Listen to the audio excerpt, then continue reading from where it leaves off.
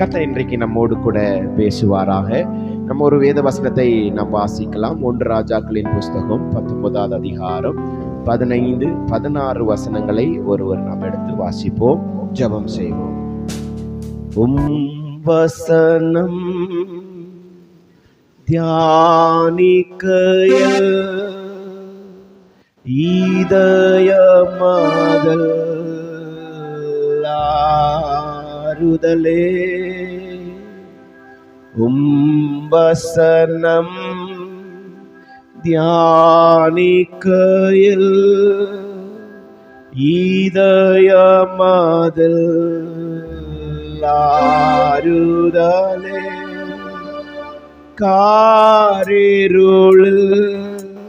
நடக்கையிலே தீபமாக வழி நடத்தும், காரிருளில் நடக்கையிலே தீபமாக வழி நடத்தும்.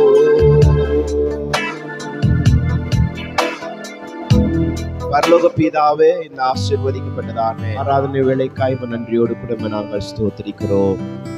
சிலர் ஆராதனையை விட்டு விடுவது போல நீங்கள் விட்டுவிடாதிருங்கள் என்று சொல்லி எழுதப்பட்டிருக்கிற வார்த்தையின்படி நாங்கள் அந்த சிலராயிராமல் பரிசுத்தத்தோடு நடுக்கத்தோடு தேவனுடைய சன்னிதானத்திற்கு காலமே எழுந்து ஆயத்தப்பட்டு வருவதற்கு ஆண்டவர் நீர் பாராட்டின கிருபைக்காய் நன்றி செலுத்துகிறோம். கர்த்தாவே, எங்களுடைய வாஞ்சையும் எங்களுடைய விருப்பத்தையும் எங்களுடைய ஆர்வத்தையும் கண்டிருக்கிறதான ஆண்டவர், இந்த ஆராதனை துவக்கம் முதல் உங்களுடைய மகிமையான பிரசன்னத்தை உணர்ந்து கொண்டிருக்கிற இந்த வேளையில நீர் எங்களோடு கூட பேசும்படியாய் நாங்கள் ஜெபிக்கிறோம். கர்த்தாவே, மனுஷ சத்தம் எங்களை ஏமாற்றி விடும் ஆண்டவரே.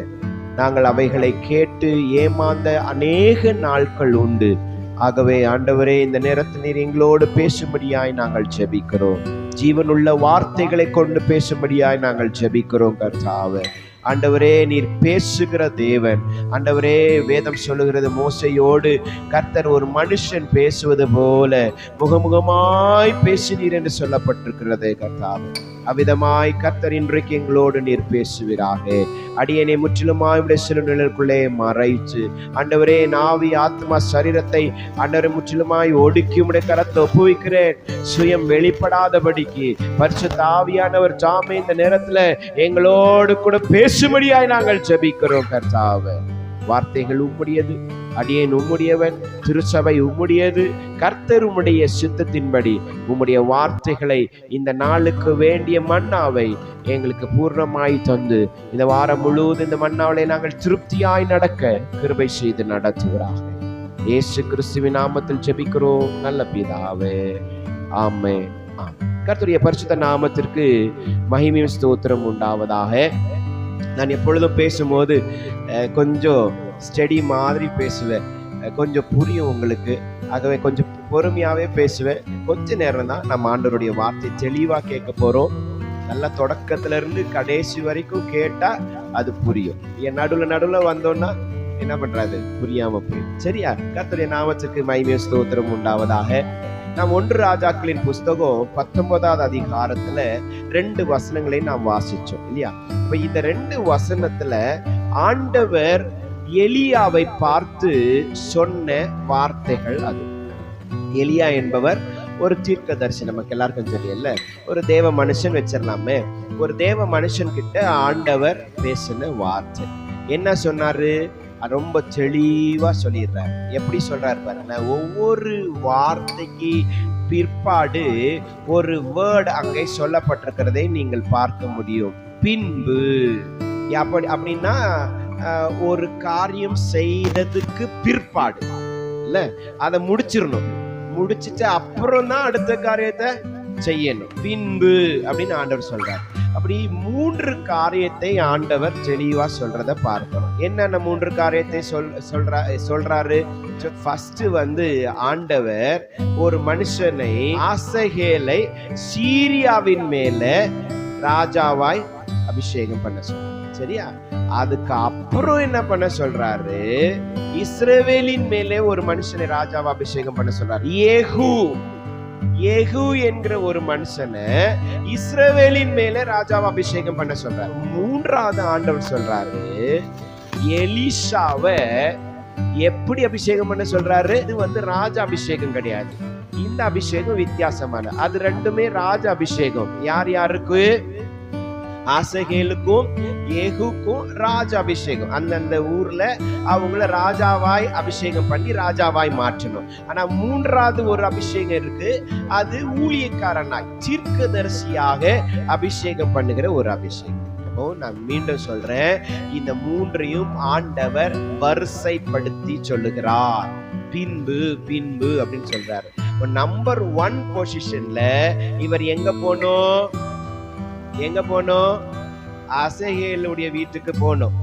அசகேலுடைய வீட்டுக்கு போயிட்டு அவரை அபிஷேகம் பண்ணணும். சீரியா ராஜாவாய் அவரை அபிஷேகம் பண்ணணும், அப்படிதானே? அடுத்தது எங்க போனோம்? ஏகுவுடைய வீட்டுக்கு போனோம். அங்க அவர் என்ன பண்ணணும்? இஸ்ரவேலின் மேல அவர் அபிஷேகம் பண்ணணும் ராஜாவா. அடுத்தது மூன்றாவது தான் எங்க போனோம்? எலிசா வீட்டுக்கு போனோம். அங்க போய் எலிசாவை என்ன பண்ணணும்? தீர்க்கதரிசியா அபிஷேகம் பண்ணணும். ஆனா இந்த மனுஷன் எங்க ஃபர்ஸ்ட் போனாரு தெரியுமா? கீழே அப்படியே வாங்க பாருங்க, கீழே வாசிங்க, 19வது வசனத்தை வாசிங்க பார்க்கலாம். சாப்பாத்தின் குமாரனாகிய எலிசாவை கண்டான். பாருங்களேன், இப்ப யார் வீட்டுக்கு போயிட்டாரு? ஃபர்ஸ்ட் எங்க போகணுமா? அதுக்கு அடுத்ததும் ஒரு வேலை இருக்கு. யார் வீட்டுக்கு போனோம்? மூன்றாவது தான் ஆண்டவர் என்ன சொல்றாரு? எலிசா வீட்டுக்கு போக சொல்றாரு. ஆனா இந்த மனுஷன் என்ன பண்றாரு? டைரக்டா மூன்றாவது வேலை செய்ய போறாரு. ஃபர்ஸ்ட் வேலையை விட்டுட்டாரு, ரெண்டாவது வேலையை விட்டுட்டாரு, மூணாவது வேலையை செய்ய போறாரு. ஏன் அப்படி போறாரு? ஒருவேளை சரி போற வழி இத ஃபர்ஸ்ட் முடிச்சிட்டு அடுத்து அப்படி போவோம் அப்படின்னு நினைச்சிருப்பாரா? இல்ல. காரணம் என்ன தெரியுமா? இவர் ஒரு ஊழியக்காரர், ஒரு தேவ மனுஷன், பக்தி வைராக்கியமா இருக்கிற மனுஷன், வைராக்கியமாய் நின்னு பேசுற ஒரு மனுஷன். யாருன்னே பார்க்க மாட்டாரு. எலியா ரொம்ப பயங்கரமான மனுஷன், யாருன்னே பார்க்க மாட்டாரு. ஸ்ட்ராங்கா பேசுவாரு, கட் அண்ட் ரைட்டா பேசுவாரு. இதுதான் அப்படின்னு சொல்லிட்டு என்ன பண்ணுவாரு? கரெக்டா சொல்லுவாரு. நீங்க 17ஆம் அதிகாரத்தை நீங்க வாசிச்சு பாத்தீங்கன்னா, அங்க ஒரு ராஜா கிட்ட போய் நின்னு தைரியமா சொல்றாரு, ஏன் வார்த்தை அன்றி இந்த தேசத்துல என்ன பண்ணாது? மழையோ பனியோ பெய்யாது அப்படின்னு சொல்லிட்டு ஸ்ட்ராங்கா சொல்லிட்டு போயிடுவாரு. அவர் சொன்ன மாதிரியே என்ன பண்ணாது? 3.5 வருஷமா மழையும் இருக்காது, பனியும் இருக்காது. அந்த வார்த்தையில் அவர் சொல்லும்போது சொல்றாரு, கர்த்தருக்கு முன்பாக நிற்கிற நான் அப்படின்னா, நான் ஜெபிக்கிறவன், நான் ஆண்டவருடைய ஊழியத்தை செய்கிறவன், நான் கர்த்தருடைய பிள்ளை, நான் ஜெபிக்கிற பிள்ளை, நான் சொன்னா நடக்கும். ஆகவே நான் சொல்றேன் பாரு, மழை பெய்யாது அப்படின்னு ஸ்ட்ராங்கா சொல்லிட்டு ஓடிடுவார். ஆமென். அப்படிப்பட்ட ஒரு பயங்கரமான வைராக்கியமான ஒரு மனுஷன். இவர் சொன்னது அப்படின்னு நடந்துருச்சு. தேசத்துல பயங்கரமான மழையில என்ன பண்ணும்? இல்ல பஞ்சம் வருமா வராதா? பயங்கரமான சூழ்நிலை வந்தோன்னு அந்த ராஜாக்கு இவர் மேல கோவம் வந்துட்டு அவர் பல காரியம் செய்யறாரு. தீர்க்கதரிசியை வெட்டணும்னு நினைச்சிட்டு எல்லாரையும் பிடிச்சி என்ன பண்ணிடுறாங்க? வெட்டி போட்டுறாங்க. ஆளே இல்ல, தீர்க்கதரிசிகளே இல்ல. கடைசி இவர் நிலைமை என்ன தெரியுமா? பயந்து ஓடி போயிட்டார், இவர் ஜீவன் தப்புவதற்காக. வாசிங்க பார்க்கலாம் 19வது அதிகாரம். இப்ப 3வது வசனத்தை வாசிங்க பார்க்கலாம். 3வது வசனத்தை வாசிங்க பார்க்கலாம். அவனுக்கு அது தெரிந்த போது எழுந்து தன் பிராணனை காக்க. இவனுடைய விஷயமே என்ன தெரியுமா? இவனுடைய இப்போ இருக்கிற சிச்சுவேஷனே என்னன்னா, என்னுடைய சூழ்நிலை என்னது? வெரி குட், உயிரை காப்பாற்றணும், அவன் தப்பிச்சிடணும். ஆமென். இப்ப அவன் நிலைமை என்ன? அவன் உயிரோடு இருக்கணும், அதுக்கு என்ன பண்ணணும்? ஆமென். புரியுறவங்க ஆமென் சொல்லுங்க பார்க்கலாம். புரியுதா இல்லையா நான் பேசுறது? புரியுது இல்ல? ஆமென். இப்போ இவன் நிலைமை என்னன்னா, இவன் உயிரை எப்படின்னா காப்பாத்திக்கணும், அதுதான் விஷயம். அதனாலதான் ஆண்டவர் சொன்ன காரியத்தை தலைகீழாவே மாத்திட்டான். இன்னைக்கு நிறைய பேர் அவங்களுடைய வாழ்க்கையில அவங்க இருக்கிற சூழ்நிலைகள்ல ஒரு காரியத்தை இவங்க மனசுல வச்சிருவாங்க, அதுக்கு ஏத்தபடி நடக்க ஆரம்பிச்சிடுறது. ஆண்டவர் ஒண்ணு சொல்லுவாரு, நீர் என்னன்னா சொல்லும் ஐயா, நான் இதை செஞ்சிடுறேன் ஃபர்ஸ்ட். ஆமென். செய்யறோமா இல்லையா? நடக்குதா இல்லையா? ஆமென். என்னை கேட்க அன்பு தேவனுடைய பிள்ளைகளை, எல்லாத்தையும் காட்டிலும் கீழ்ப்படிதல் பிரதானமான ஒன்றுன்னு விசுவாசிக்கிறவங்க மட்டும் கையை தூக்கி அல்லேலூயா சொல்லுங்க பார்க்கலாம். ஆமென். அது எதை விட பெருசுன்னு சொல்லிட்டு பைபிள் சொல்லுது. நீங்க சாமுவேல் புஸ்தகத்துல வாசிச்சுன்னா சொல்லப்படுற பலியை காட்டிலும், பலினா நம்ம என்னெல்லாம் ஆண்டவருக்கு கொடுக்கிறோமோ அதெல்லாம் பலி. உங்க காணிக்கையா இருக்கட்டும், உங்க தசம் பாகமா இருக்கட்டும், உங்க ஜப நேரமா இருக்கட்டும், உங்க வேத வாசிப்பு நேரமா இருக்கட்டும், உங்க ஊழிய நேரமா இருக்கட்டும், நீங்க இதெல்லாம் ஆண்டவருக்காக அர்ப்பணிச்சு கொடுக்கப்படுகிற ஒன்று. அதை எல்லாத்தையும் விட எது முக்கியமானதான், பிரதானமானதான்? அப்படிதானே? இந்த மனுஷன் என்ன பண்றான்? ஆண்டவர் ஒண்ணு சொன்னாரு. ஃபர்ஸ்ட் என்ன பண்ணு? அசகேலே சீரியாவின் மேல ராஜாவை அபிஷேகம் பண்ணு. பின்பு யெகூவ இஸ்ரவேலின் மேல ராஜாவாய் அபிஷேகம் பண்ணு. பின்பு இவன் என்ன பண்ண? அப்படியே தலைகீழ மாத்திச்சான். அதுக்கு காரணம் என்ன? இவர் உயிர் மேல ஒரு பயம். உயிருக்கும் இதுக்கும் என்ன சம்பந்தம் பாஸ்டர் அப்படின்னு நீங்க கேட்கலாம். அப்படிதானே? அப்படின்னா அப்போ தீர்க்கதரிசிகளை பார்த்தா வெட்டணும். ராஜாவுடைய மைண்ட் செட்டப், ராஜாவுடைய வேலை அதுதான். எந்த தீர்க்கதரிசி உயிரோட இருக்கக்கூடாதுன்னு சொல்லிட்டு கொலை பண்றதுக்கு ஆள் அனுப்பி பிடிச்சின்னு தீர்க்கதரிசிகளை வெட்டி கொன்னு குமிக்கிறான். இவன் மாட்டிக்கிட்டா இவன் ஒரு பெரிய ஊழியக்காரன். அதான் தொடக்கத்துல சொன்னேன்ல, இவன் பெரிய ஊழியக்காரன், தைரியமான ஊழியக்காரன், போல்டா பேசுற ஒரு ஊழியக்காரன். அப்படிப்பட்டவன் இப்ப மாட்டினா விடுவாங்களா விட மாட்டாங்களா? ஏற்கனவே இவன் மேலதான் போடுறாமையே. இவன் என்ன பண்ணிடணும்? மாட்டினா இவன் காலி. அதனால இவன் உயிரை தப்புறதுக்கு தான் ஓடி போடுறான். ஓடி போற நேரத்துல கூட ஒரு சிஷ்யன் இருந்தா பிரயோஜனமா இருக்குமா? ஒரு ஆளு கூட இருந்தா எதனா வரும்போது, இப்பெல்லாம் பெரிய பெரிய ஆட்கள் அப்படிதான் செய்யறாங்கல்ல. இவங்க போற இடத்துக்கு என்ன பண்ணிடுறது? சிஷ்யனை அனுப்பி விட்டுறது. இவங்க காரியம் செய்ய வேண்டிய இடத்துல நம்ம தப்பிச்சுக்கலாம். எப்பா இவன் போய் மாட்டனா மாட்டட்டும், இவன் உதவாங்கட்டும், இவனுக்கு கீரல் பட்டா படட்டும், நம்ம என்ன பண்ணிடலாம். இருக்கிறாங்களா இல்லையா? நீங்க ஊழியக்காரர்கள் நிறைய பேர் இருக்கிறாங்க. பெரிய பெரிய ஊழியக்காரர்கள் சில இடத்துல என்ன பண்ண மாட்டாங்க, வரமாட்டாங்க. டேட் எல்லாம் கொடுத்துருவாங்க, கன்வென்ஷன் நோட்டீஸ்லாம் அடிச்சிருவாங்க. கடைசியில இவர் என்ன பண்ணுவாரு? அந்த ஊரை பத்தி கேள்விப்படுவார். ஐயோ அங்க ஒரு ரவுடி இருக்கிறான், அப்படி இப்படி என்ன உங்க பேரே கேட்டுடும் அப்படின்னா இவர் நைஸா எனக்கு வேற ஊழியம் இருக்கு, என் உடன் ஊழியர் என்ன பண்ணுவாரு? உண்டா இல்லையா? நடக்குதா இல்லையா? எல்லா இடத்துலயும் அது உண்டு. இப்போ இந்த எலியாவுக்கும் அந்த மாதிரி ஒரு சின்ன ஒரு மனது வந்துடுச்சு. நம்ம சிஷ்யனை ஃபர்ஸ்ட் ரெடி பண்ணிட்டோம்னு சொன்னா மற்ற காரியங்களை நம்ம என்ன பண்ணிடலாம், ஈஸியா செஞ்சிடலாம். இதையும் உங்க மனதில் வச்சுக்கோங்க. நான் இதையும் உங்களுக்கு தொடர்ந்து சொல்றேன். ஏன் அப்படியும் ஒரு தாட், ஏன் அப்படி அவனுக்கு வந்துச்சு அப்படின்றத உங்களுக்கு சொல்றேன். சரியா? சரி, நம்ம ஃபர்ஸ்ட் இதை முடிச்சிருவோம். சரி, ஓகே. இதை என்ன பண்றாரு ஆண்டவர்? சரி, 3வது பாயிண்ட் தான் செஞ்சுட்டான். Right, okay. உனக்கு பயத்தினால, பிராண பயத்தினால என்ன பண்ணிட்ட? செஞ்சுட்ட. நீங்க நிறைய பேர் சொல்லலாம், பாஸ்டர் அப்படித்தான் வாழ முடியும், அப்படி இருந்தாதான் கொஞ்ச நாள் கூட இருந்து தேவ சித்தத்தை எப்படியாவது என்ன பண்ணலாம், செய்யலாம் அப்படின்னு சொல்லிட்டு இந்த மாதிரி துணிச்சல் உள்ளவங்களை நீங்க என்ன பண்ண முடியாது, பார்க்க முடியாது அப்படின்னு சொல்றவங்க உண்டு. ஆமா, அப்படிதானே? பைபிள்ல நான் ஒரு வசனத்தை வாசிக்க விரும்புறேன்.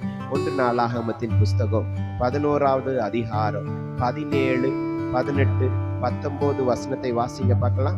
பெத்லெகேமின் ஒளிமுக வாசலில் இருக்கிற தண்ணீரின் மேல ஆவல் கொண்டு, தாவீதுக்கு ஒரு ஆசை இருந்துச்சு. என்ன ஆசை தெரியுமா?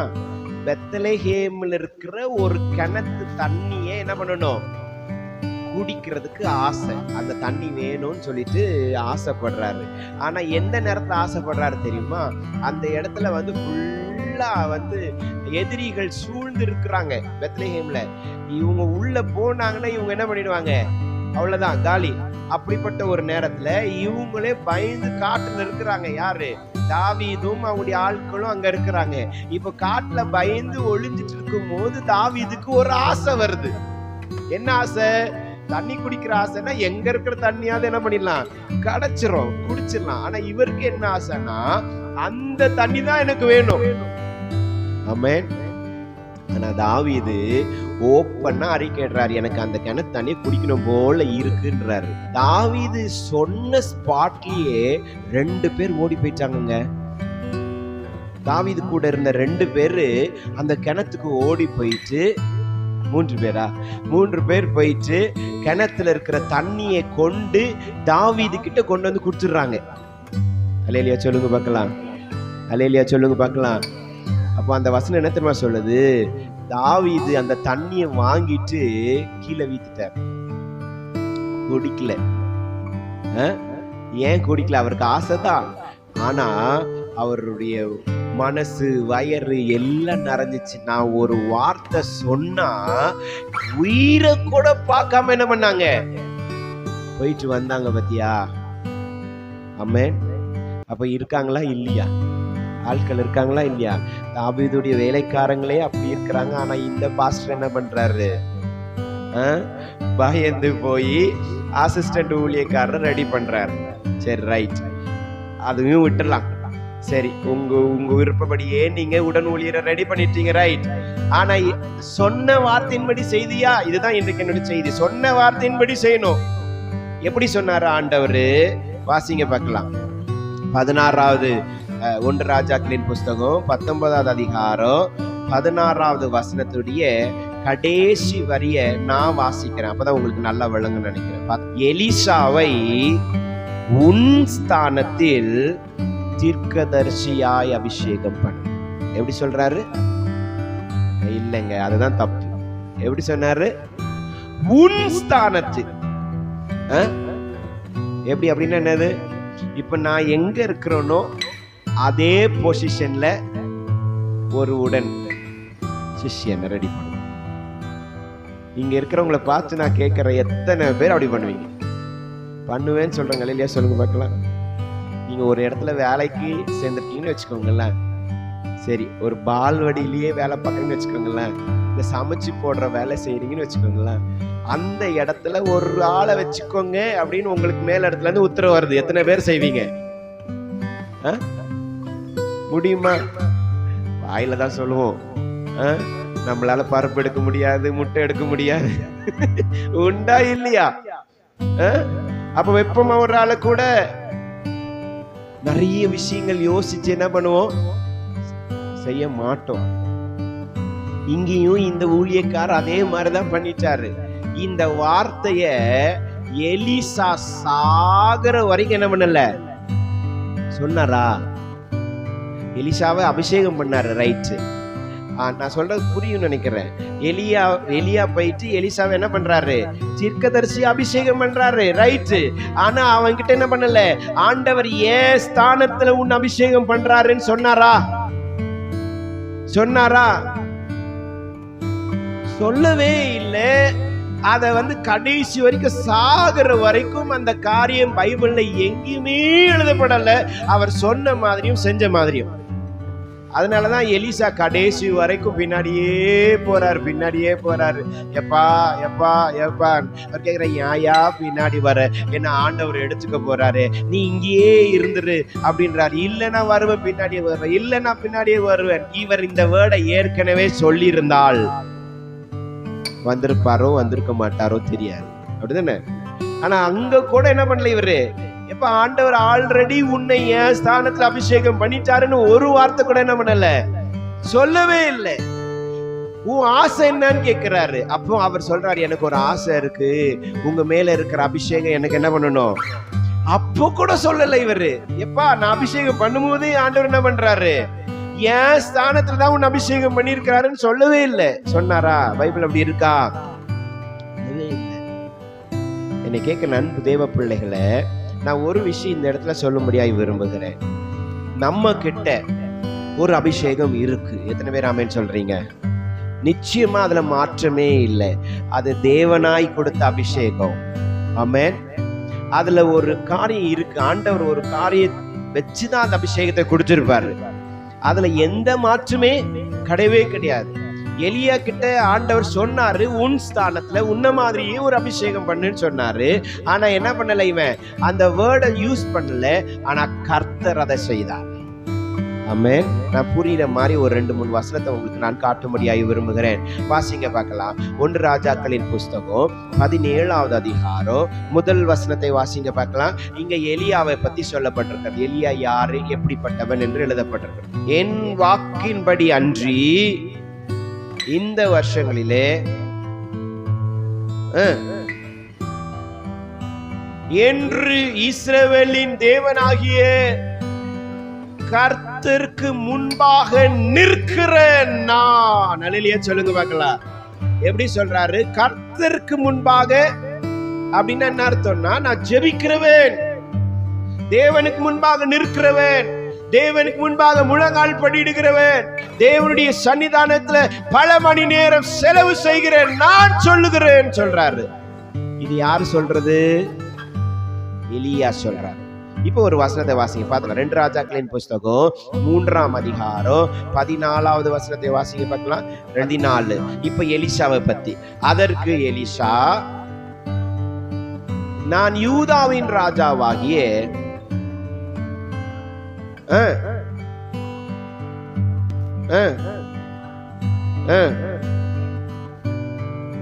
சேனைகளின் கர்த்தருக்கு முன்பாக நிற்கிற நான் அவனுடைய ஜீவனை கொண்டு சொல்லுகிறேன் என்கிறான். அல்லேலூயா சொல்லுங்க பார்க்கலாம்.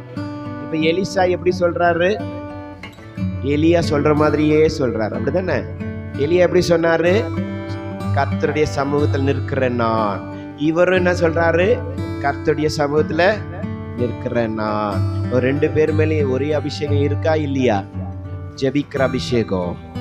எலியா எப்படி ஜெபிச்சாரோ அப்படியே எலிசா ஜெபிக்கிற ஒரு மனுஷனாய் காணப்பட்டான். எலியா ஒருவேளை சொல்லல, ஆனா ஆண்டவர் என்ன திட்டம் வச்சாரோ அது அப்படியே நிறைவேறிச்சு. அவன் ஸ்தானத்துல அவன மாதிரியே எலியா ஜெபிக்கிற மாதிரியே எலிசா என்ன பண்றான்? ஜெபிக்கிறான். சரி, ரைட். இதுனா ஜெபிக்கிற ஊழியக்காரங்கன்னா எல்லாருமே ஜெபிக்க தான் செய்வாங்க பாஸ்டர்.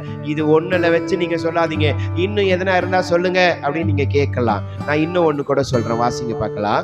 2 ராஜாக்களின் புஸ்தகம் 2ஆம் அதிகாரம் 12ஆம் வசனத்துல அதை எலிசா கண்டு, என் தகப்பனே, என் தகப்பனே, இஸ்ரவேலுக்கு ரதமும் குதிரை வீரருமாய் இருந்தவரே என்று புலம்பினான். எப்படி புலம்புறாரு?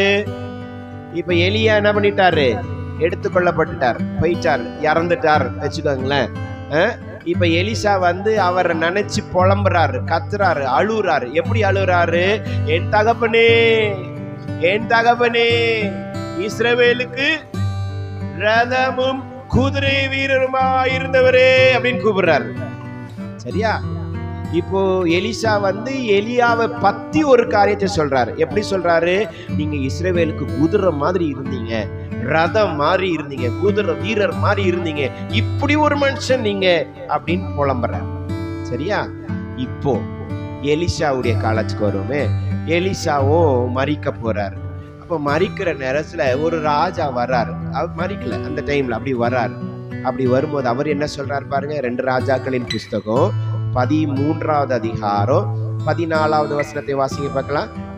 அவன் நாட்களில் எலிசா மரணத்துக்கு ஏதுவான வியாதியாக கிடந்தான். அப்பொழுது இஸ்ரவேலின் ராஜாவாகிய யோவாஸ் அவனிடத்தில் போய் அவன் மேல் விழுந்து அழுது, என் தகப்பனே, என் தகப்பனே, இஸ்ரவேலுக்கு ரதங்களும் குதிரை வீரருமா இருந்தவரே என்றான். எந்த ராஜா? யோவாஸ். யோவாஸ் ராஜா எலிசா அழும் போது உயிரோடவே இல்லை, பிறக்கவே இல்லை. இப்போ இவர் ராஜாவா இருக்கிறாரு. இப்போ எலிசா என்ன பண்றாரு? மரணத்துக்கு ஏதுவான வியாதியில படுத்திருக்கிறாரு, சாவ போறாரு இன்னும் கொஞ்ச நேரத்துல. அப்ப இந்த ராஜா வந்து எப்படி அழுறாரு?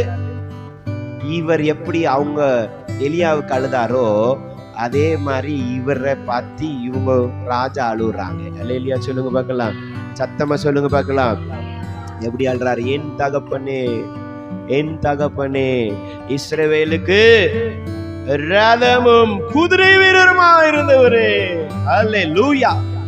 என்னை கேட்கும் அன்பு தேவனுடைய பிள்ளையே, மனுஷன் ஒருவேளை நம்மேல் இருக்கிற காரியத்தை சொல்லாமல் இருக்கலாம், ஆனால் தேவன் திட்டமிட்டது திட்டமிட்டதே. அவர் நம்மேல் வைத்திருக்கிற நோக்கத்தை எவ்விதமாகிலும் நிறைவேற்ற வல்லவராயிருக்கிறார். அப்படியே தான் செய்வார். அவர் சொன்னது ஆகும். அவர் சொன்னபடியே நம்மளை நடத்துகிற தேவனாயிருக்கிறார். கர்த்தருடைய நாமத்திற்கு மகிமை ஸ்தோத்திரம் உண்டாவதாக. அதே மாதிரி தான் நீங்க கேரக்டர்ல நீங்க பாத்தீங்கன்னா கூட அப்படிதான். ரெண்டு பேருக்குமே ஒரு ஒரு நல்ல ஒரு ஃப்ரெண்ட்ஷிப் இருந்துச்சு. எலியாவுக்கும் சரி எலிஷாவுக்கும் சரி. யாரு ஃப்ரெண்ட்ஷிப்பு?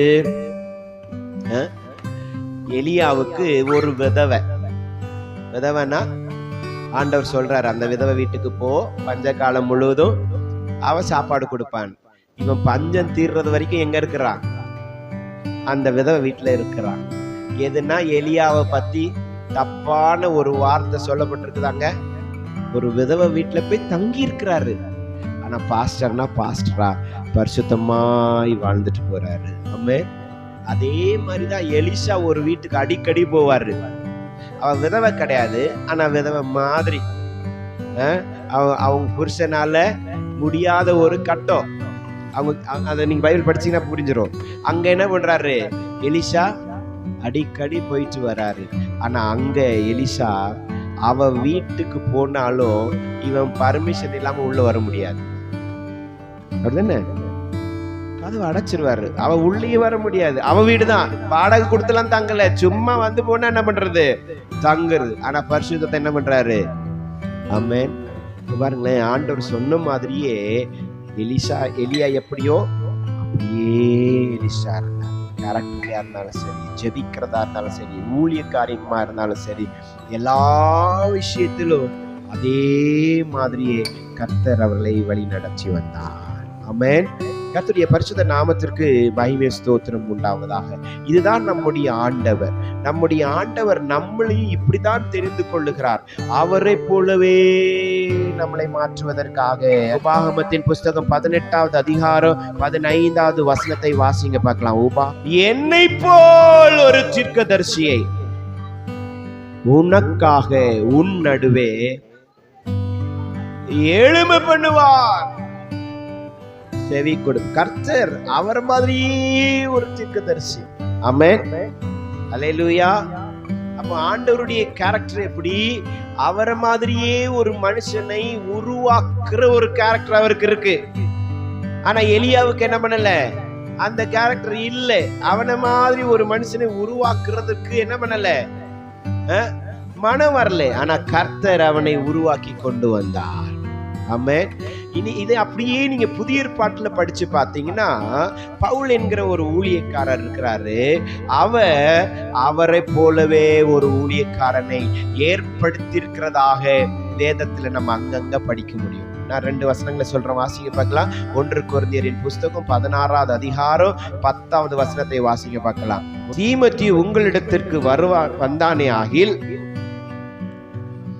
அவன் உங்களிடத்தில் பயமில்லாமல் இருக்க பாருங்கள். என்னை போல அவனும் கர்த்தருடைய கிரியையை நடப்பிக்கிறானே சொல்றாரு. பாருங்க, தீமோத்தேயுவை பத்தி பவுல் சொல்றாரு, என்ன மாதிரியே ஊழியம் செய்கிறவன், என்ன மாதிரியே கர்த்தருக்காய் கிரியை செய்கிறவன், என்ன மாதிரியே ஒரு மனுஷன் உங்ககிட்ட வருவாங்க. அவனை நீங்க என்ன பண்றாதீங்க? பயமுறுத்துறாதீங்க. தைரியமா அவனை ஊழியம் செய்ய விடுங்க. அவன் என்ன மாதிரியே ஊழியம் செய்வான். என்ன மாதிரி கேரக்டர் உள்ளவன், என்ன மாதிரி கர்த்தருடைய கிரியை செய்கிறவன், அவன் என்ன மாதிரி தான் ஒரு மனுஷன் சொல்றாரு. அப்ப இந்த ஒரு வசனம் வச்சு என்ன பண்ண முடியாது, அப்படி நம்ப முடியாது பாஸ்டர் அப்படின்னு நீங்க கேட்கலாம். இன்னொரு வசனத்தை நான் சொல்றேன், வாசிங்க பார்க்கலாம். கர்த்தருடைய நாமத்திற்கு மகிமையும் ஸ்தோத்திரம் உண்டாவதாக. பிலிப்பியருக்கு எழுதின நிருபம் 2ஆம் அதிகாரம் அதனுடைய 20ஆம் வசனத்தை வாசிக்கும் போது, பிலிகள் காரியங்களை உண்மையாய் விசாரிக்கிறதற்கு என்னை போல மனதுள்ளவன் அவனை அன்றி வேறு ஒருவனும் என்னிடத்தில் இல்லை. அவர் சொல்றாரு பாருங்க, என்ன மாதிரியே குணம் வச்சவன், என்ன மாதிரியே ஒரு கேரக்டர்ல இவனை மாதிரி நான் வேற யாரும் என்ன பண்ண முடியாது, கொண்டு வந்து தைரியமா விட முடியாது. இவருக்கு ஏன் கேரக்டர் அப்படியே இருக்கு. என்ன மாதிரியே உங்ககிட்ட விசாரிப்பார், என்ன மாதிரியே கர்த்தருடைய கிரியை வெளிப்படுத்துவார், என்ன மாதிரியே எல்லாம் செய்வாரு. ஆகவே நான் தைரியமா அனுப்புறேன், நீங்களும் அவரை என்ன பண்ணுங்க, பத்திரமா பார்த்துக்கோங்கன்னு சொல்றாரு. ஆமென். அப்போ அவரை மாதிரியே ஒரு கேரக்டர் உருவாக்கப்பட்டுச்சா இல்லையா? ஆமென். நம்மளும் அப்படிதான் இருக்கணும். நம்மள மாதிரி ஒருவர் என்ன பண்ணணும், உருவாக்கி கொண்டு வரணும். நம்முடைய சந்ததியில் அப்படி உருவாக்கி கொண்டு வர வேண்டும். நமக்கு அடுத்து நம்முடைய ஊழியத்தை, நம்முடைய காரியங்களை, நம்முடைய வேலையை செய்யறதுக்கு நம்மளை போல என்ன பண்ணணும், உருவாக்கணும். அந்த மனம் நமக்கு இருக்கணும். கர்த்தருடைய பரிசுத்த நாமத்திற்கு மகிமையும் ஸ்தோத்திரம் உண்டாவதாக. ஆனா எலியாவுக்கு என்ன பண்ணல, அப்படி ஒரு காரியம் இல்லாமலே போயிடுச்சு. இப்ப திருப்பி நம்ம 1 ராஜாக்களின் புஸ்தகம் 19ஆம் அதிகாரத்துக்கு போகலாமா? அங்க ஆண்டவர் என்ன பண்றாரு, 3 காரியத்தை சொல்றாரு. நம்பர் 1 என்ன பண்ணணும், ஆசகேல சீரியாவின் மேல ராஜாவா அபிஷேகம் பண்ணணும். நம்பர் 2 யெகூவ இஸ்ரவேலின் மேல ராஜாவாய் அபிஷேகம் பண்ணணும். 3வது எலிசாவை அவன் ஸ்தானத்துல தீர்க்கதரிசியாக அபிஷேகம் பண்ணணும். சரி, 3வது காரியத்தை தான் என்ன பண்ணாரு, ஃபர்ஸ்ட் எலியா செஞ்சாரு. அவர் செஞ்சாரு, அதை பத்தி நம்ம என்ன பண்ணிட்டோம், தியானிச்சோம். எப்படி செஞ்சாரு எப்படின்னு சொல்லி. ரைட். இப்போ அடுத்து என்ன பண்ணிருக்கணும், ஆண்டவர் 1 2 3 அப்படி கொடுத்திருக்கிறார். 1 பின்பு 2 பின்பு 3. ஆனா இவன் என்ன பண்ணிட்டான், டைரக்டா 3க்கு போயிட்டான். சரி, ரைட். இப்ப 3 முடிச்சிட்டு என்ன பண்ணிருக்கணும், 3 முடிச்சிட்டு அட்லீஸ்ட் 2 1 இப்படி தலைக்கீழையாவது போயிருக்கணும். அப்படிதானே? இவர் என்ன பண்ணிட்டாரு, ஃபாஸ்ட் வாயில் எப்படி வந்துச்சோ தெரியல, அதே மாதிரி ஃபர்ஸ்டுக்கு போயிட்டார். என்ன பண்ணிட்டாரு, ஃபர்ஸ்ட் பாயிண்ட் போயிட்டார். 3வது காரியத்தை செஞ்சுட்டு ஃபர்ஸ்ட் என்னது, சீரியாவின் மேல யார் அபிஷேகம் பண்ணணும், ஆசகேல அங்க போறாரு, அபிஷேகம் பண்றாரு. ரைட், முடிஞ்சிச்சு. சரியா? சரி, அதுல உங்களுக்கு வேற சொல்றதுக்கு இல்லை, சொல்ல வேண்டாம், டைமும் இல்லை. சரியா? அப்படி என்ன பண்ணிட்டாங்க, ஃபர்ஸ்ட் அபிஷேகம் முடிஞ்சிச்சு. இப்போ நடுவுல உள்ளது அபிஷேகம் பண்ணாரா, இதுதான் கேள்வி. ஆண்டவர் ஒரு காரியத்தை தெளிவாக சொல்லும் போது நான் சொன்ன கீழ்ப்படிதல் என்னது, பிரதானமான ஒன்று. கீழ்ப்படிதல் தான் ரொம்ப முக்கியம். கீழ்ப்படிதல் நம்ம செய்யணும். எதை செய்யறோமோ இல்லையோ அதை செய்யணும், இல்லையா? ஆனா இவர் என்ன பண்ணிட்டாரு, நம்பர் 3க்கு போனாரு. ரைட்டு, 3ல இருந்து 2க்கு வருவாருன்னு பார்த்தா 2க்கு வரல, நேரா ஜம்ப் பண்ணி 1 போயிட்டாரு. சரி, 1 முடிச்சுட்டாரு. இப்ப அட்லீஸ்ட் 1 முடிச்சுட்ட பாருங்க, 3 முடிச்சுட்டு 1 முடிச்சுட்டு இப்ப என்ன பண்ணிருக்கணும், 2க்கு வரணும். வந்தாரா? வரவே இல்லை தம்பி, வரவே இல்லை. கர்த்தருடைய நாமத்திற்கு மகிமை ஸ்தோத்திரம் உண்டாவதாக. ஏன் வரல அப்படின்றத படிச்சிடலாமா? 2 ராஜாக்களின் புஸ்தகம் 9ஆம் அதிகாரம் 5ஆம் வசனத்தை வாசிங்க பார்க்கலாம். சேனாதிபதிகள் அங்கே உட்கார்ந்திருந்தார்கள்.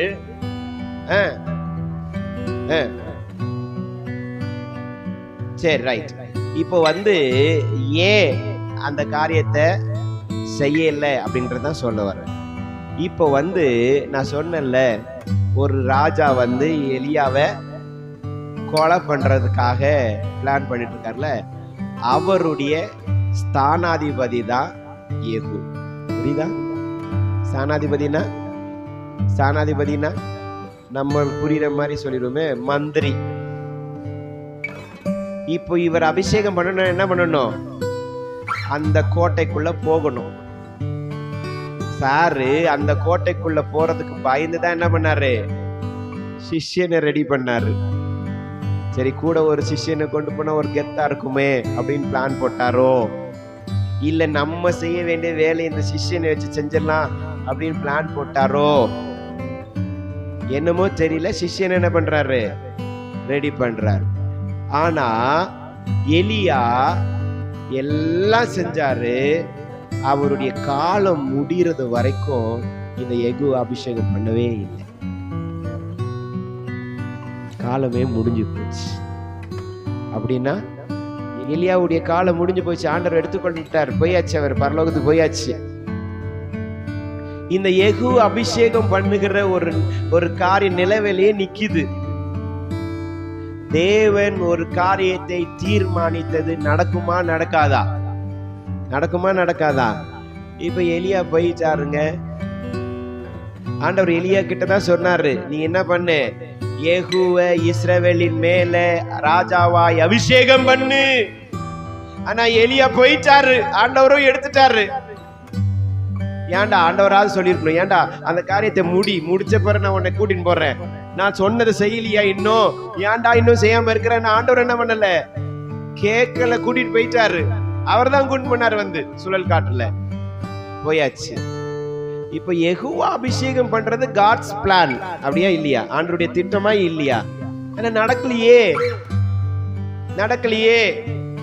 இன்னைக்கு நிறைய நம்ம அப்படிதான் ஜெபிக்கிறோம், சிந்திக்கிறோம். ஆண்டவரே உங்க திட்டம் இதுதான் எனக்கு தெரியும், ஆனா என்ன பண்ணல, நடக்கலையே.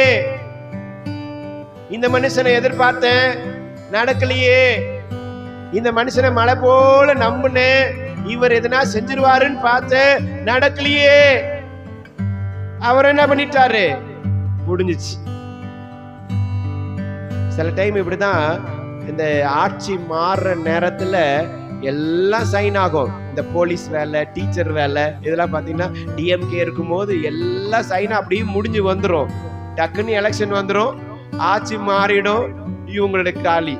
அவ்வளோ செலக்ஷன்ல அவ்வளோ காரியம், போலீஸ்ல ஓடி குதிச்சு ஜம்ப் பண்ணி கயிறை பிடிச்சி தொங்கி எல்லாம் செலக்ஷன் ஆயிடுச்சு. இப்ப அவங்களுக்கு அப்பாயின்மெண்ட் மட்டும் தான் வரணும். அந்த நேரத்துல ஆட்சி என்ன பண்ணிடுச்சு, மாறிடுச்சு. இப்ப புதுசா ஆட்சி வந்தோடனே ஃபர்ஸ்ட்ல இருந்து திரும்ப என்ன பண்றாங்க, நடக்குதா இல்லையா? அதே மாதிரி இவனுடைய நிலைமை மாறி போச்சு. இப்ப ஃபர்ஸ்ட்ல இருந்து நடக்கணுமா? என்ன ஆகும்? இன்னைக்கு நம்ம நிறைய பேருடைய வாழ்க்கை அப்படிதான் போய் கொண்டிருக்கிறது. ஆண்டவர் ஒரு திட்டத்தை வச்சிருக்கிறாரு, நடக்கல. ஏன் தப்பா ஆண்டவரே, நான் பண்ண ஆண்டவரே, என்னாலதான் இந்த காரியம் நடக்காம இருக்கான்னு சொல்லி கூட நம்ம நிறைய பேர் என்ன பண்றோம், கேள்வி கேட்டு கொண்டும் ஜெபித்து கொண்டும் இருக்கிறோம். இன்னைக்கு அன்பு தேவனுடைய பிள்ளைகளே, நான் உங்களை உற்சாகப்படுத்தும்படியாய் ஒரே ஒரு காரியத்தை மட்டும் சொல்லிட்டு நான் முடிச்சிடுறேன். இந்த யெகூவுடைய வாழ்க்கையில தேவன் திட்டமிட்டதே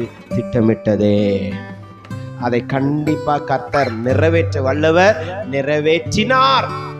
எப்படி நிறைவேற்றிருப்பாரு? நீங்களே ஃபுல்லுக்கா சொல்லுங்களேன், எப்படி நிறைவேற்றிருப்பாரு? ஆமா, கரெக்டா சொல்றீங்க நீங்க. எலியா இல்லைன்னா எலிசா. நான் சொல்றேங்க, எலிசா கூட செய்யலைங்க. எலிசா கூட செய்யல. எலியா என்ன பண்ணாரு, எலிசாக்கு சொல்லி இருக்கிறாரு போல இருக்கு. ஆனா எலிசா கூட என்ன பண்ணல, செய்யல. இப்ப வாசிங்க 2 ராஜாக்கள் 9ஆம் அதிகாரம் 1ஆம் வசனத்தை வாசிங்க பார்க்கலாம். அப்பொழுது தீர்க்கதரிசியாகிய எலிசா தீர்க்கதரிசிகளின் புத்திரர்களில் ஒருவனை அழைத்து, நீ இடை கட்டி கொண்டு இந்த தைல கொப்பியை உன் கையில் எடுத்துக்கொண்டு கிளையாத்தில் உள்ள ராமோத்துக்கு போ. நீ அங்கே சேர்ந்த போது திம்சியின் மகனான யோசபாத்தின் குமாரன் யெகூ எங்கே இருக்கிறான் என்று பார்த்து அங்கே உட்பிரவேசித்து அவனை தன் சகோதரர் நடுவிலே எழுந்திருக்க பண்ணி அவனை உள்ளான ஒரு அறையிலே அழைத்து கொண்டு போய் தைல குப்பியை எடுத்து வார்த்து, இஸ்ரவேலின் மேல் ராஜாவா அபிஷேகம். போதும். இப்ப பாருங்களேன், எலியாவுடைய லைஃப் முடிஞ்சிச்சு. சொல்லிட்டு போயிருப்பார் போல இருக்கு எலிசா கிட்ட, எப்பா நான் ஒரு வேலை என்ன பண்ணல, முடிக்காம போறேன், நீ அதை என்ன பண்ணிடு, செஞ்சிரு அப்படின்னு எலிசா கிட்ட சொல்லிட்டு போறாரு. இப்போ எலியா பயந்தவரு, எலிசாவும் அதே மாதிரி பயப்படுறாரு போல இருக்குது. சாரா என்ன பண்ணல, போறதுக்கு பயப்படுறாரு. இப்ப என்ன பண்றாரு, தீர்க்கதரிசிகளில் புத்திரரில் ஒருவனை யாருன்னு கூட பேர் என்ன பண்ணல, சொல்லல. 10 பேர்ல ஒரு ஆளு. ஆமென். இவர் தீர்க்கதரிசி கூட கிடையாது.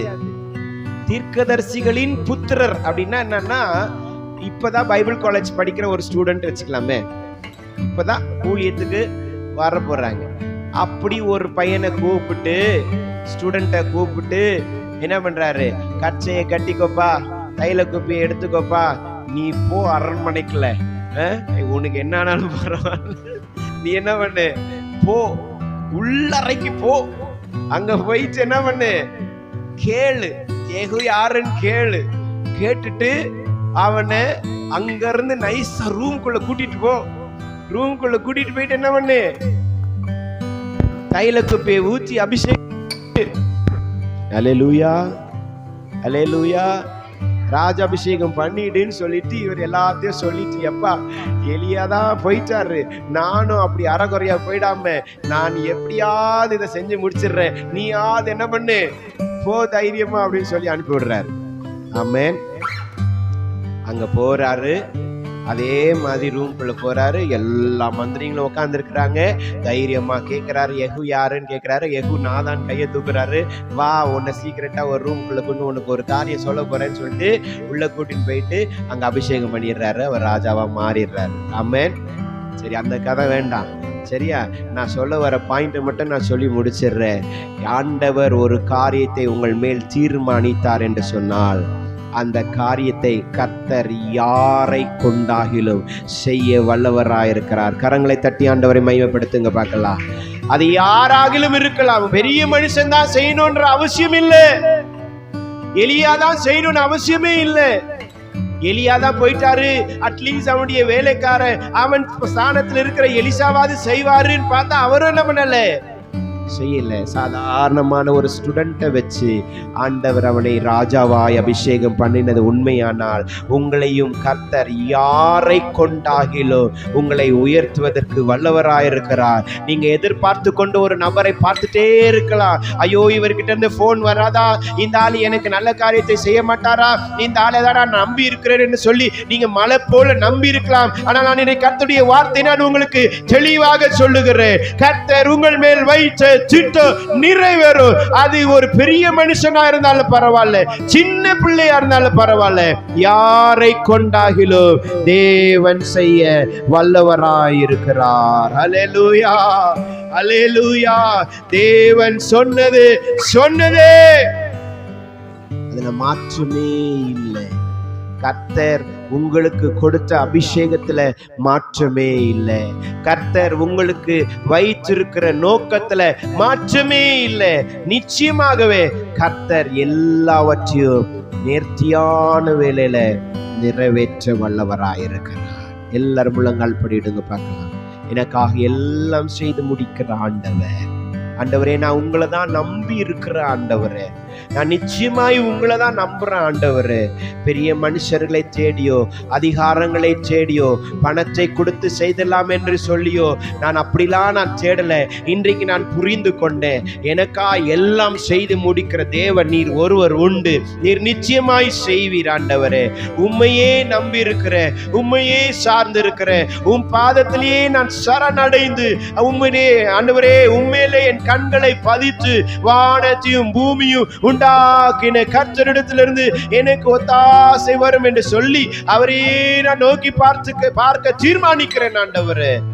எனக்கா எல்லாம் செய்து முடிக்கிற கர்த்தர் செய்வீராக, செய்வீராக. எனக்காக யாவும் செய்து முடிப்பா என் கர்த்தர் வாக்கு மறிடா. எனக்காக யாவும் செய்து முடிப்பா என் கர்த்தர் வாக்கு மாறிடா. நம்முடைய வாழ்க்கையில் ஆண்டவர் நமக்காக யாவையும் செய்து முடிக்கிற கர்த்தர். உங்கள் மேல கொண்ட தேவ நோக்கம் நிச்சயமாய் நிறைவேறும். தேவன் உங்கள் மேல் வைத்த திட்டத்தை நிறைவேற்றுவார். திட்டத்தை நிறைவேற்றுவதற்கு ஒருவரை அனுப்பினாலும் அவர் அதை செய்யாமல் போனாலும் யாரை கொண்டாகிலும் அதை செய்ய முடியும். என் வாழ்க்கையிலையும் உங்க வாழ்க்கையிலையும் ஆண்டவர் என்ன நோக்கத்தோடு உங்களை அழைத்தாரோ, தெரிந்தெடுத்தாரோ, வேறு பிரித்தாரோ, அந்த நோக்கம் நிச்சயம் நிறைவேறும். அந்த திட்டம் நிச்சயம் நிறைவேறும். அதை யாராலும் தடுக்க முடியாது. ஒருவேளை கால தாமதமாகலாம். வேதம் சொல்லுகிறது, தாமதித்தாலும் அது நிறைவேறும். குறித்த காலத்துக்கு தரிசனம் வைக்கப்பட்டிருக்கிறது.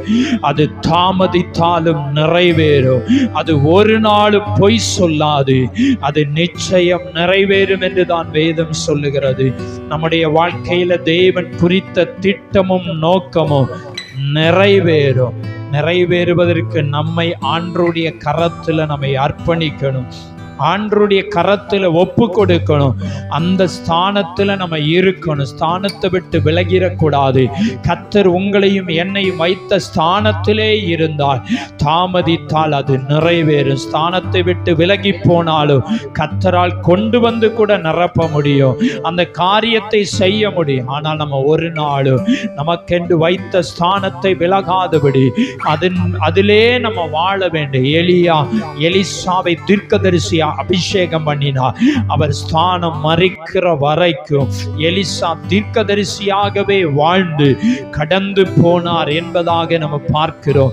நம்முடைய வாழ்க்கையில, உங்க வாழ்க்கையில தேவன் குறித்த நோக்கத்தையும் திட்டத்தையும் அவர் நிறைவேற்றுவதற்கு போதுமானவராய் இருக்கிறார். என்ன தடைகள் வந்தாலும் அந்த தடைகளை மாற்றி உங்க மேல என்ன திட்டம் பரலோகம் முன்குறித்ததோ, என்ன நோக்கத்தோடு உங்களை ரட்சித்தாரோ, என்ன நோக்கத்தோடு தாயின் கருவில் உருவாகும் முன்னே தெரிந்தெடுத்தாரோ, அழைத்தாரோ, அந்த நோக்கத்தை அவர் நிறைவேற்றுவார். அதை ஒருவராலும் தடுக்க முடியாது. கர்த்தர் நம்முடைய வாழ்க்கையில பெரிய காரியங்களை செய்து நம்ம ஒவ்வொருவரையும் கர்த்தர் ஆசீர்வதிப்பார். ஒவ்வொருவரையும் மேன்மைப்படுத்தி தொடர்ந்து வழி நடத்துவாராக. ஆமென், ஆமென்.